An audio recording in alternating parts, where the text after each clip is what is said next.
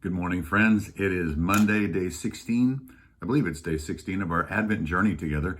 And we yesterday talked about this idea that Jesus is revealing the everlasting Father, that Isaiah 9:6 prophecy about him and his titles and what he's going to image to the world, what he's going to reveal to the world. And Jesus actually revealed the Father to us in a absolutely revolutionary kind of way.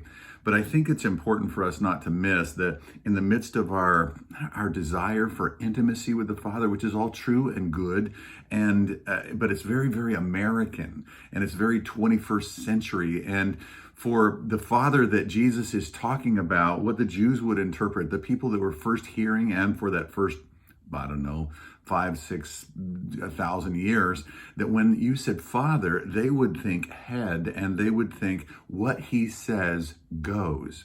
And this is something that I think has sort of fallen on the wayside in American Christianity, is that we have kind of put this idea that God is Father as God is just sort of tender and nurturing and those different kinds of attributes. But the person that Jesus, the God that Jesus is revealing, the Father that Jesus is revealing, is the one who the buck stops here. He's the one who what he says goes. And so here's what I want to ask that you would reflect on today.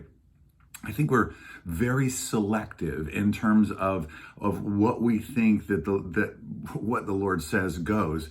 But he's our Father. He loves us. And so, if our Father says, don't touch when you're a little kid, don't touch the live burner on the stove when the fire is coming out of it, even though it's dancing and very enticing. He's doing that, and he's saying these things, and he's saying what I say goes, because he's protecting us. He's protecting us from a load of hurt.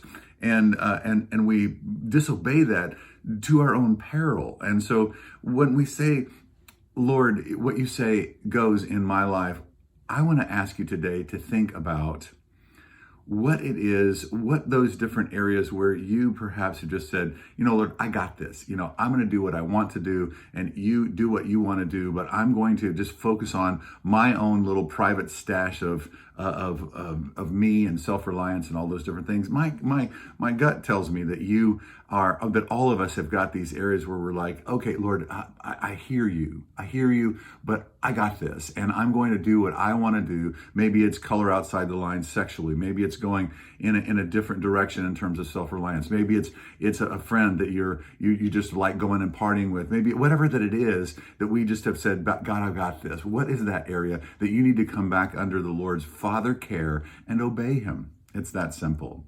Thanks so much for joining me, and I'll see you tomorrow.